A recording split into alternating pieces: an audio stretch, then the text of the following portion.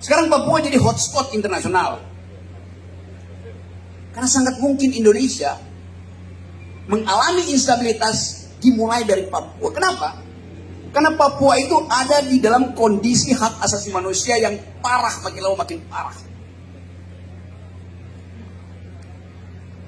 Anda bayangkan kalau terjadi krisis politik di kawasan Pasifik, Papua akan jadi tempat pertama intelijen militer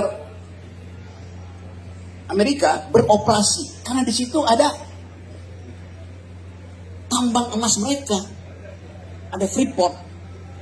Itu yang menerangkan mengapa Amerika bisa memaksa Port Moresby, Papua Nugini, sehingga sekarang pelabuhan udara dan pelabuhan laut Papua Nugini boleh didarati oleh pesawat-pesawat Amerika yang hanya butuh kira-kira 1 jam untuk ke Papua.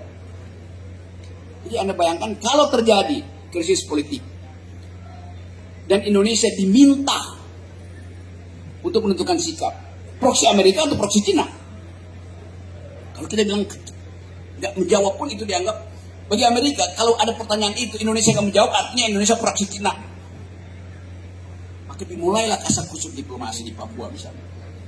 Eskalasi pelanggaran HAM dinaikkan, maka ada alasan Amerika untuk mengatakan perlu intervensi humanitarian di Papua yang sekarang terus-menerus jadi sinyal internasional tentang pelanggaran HAM.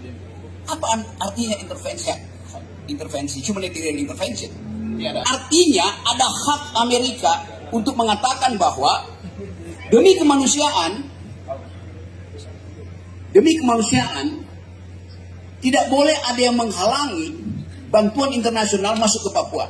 Sekarang pemerintah Indonesia menghalangi, bahkan wartawan bisa lapor di situ.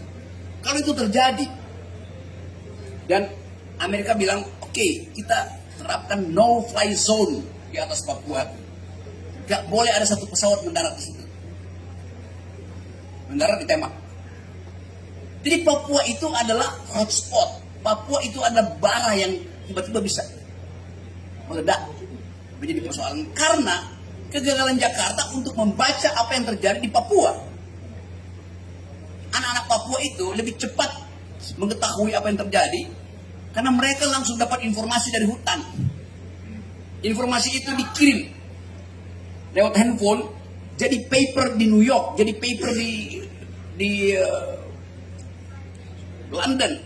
Lalu timbul semacam uraian akademis pelanggaran masif sistematis dari pemerintah Indonesia. Ini permainan diplomasi itu. Jadi kita lagi bicara tentang ketegangan politik di Indonesia.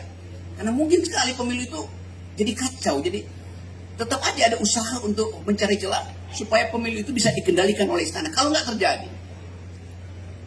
Dan kecurangan di Papua misalnya dimulai di hari pertama pemilu. Ini kita tidak tahu bagaimana Papua itu jadi mainan politisi Jakarta. Lalu itu jadi isu internasional. Maka instabilitas bisa dimulai dari Papua.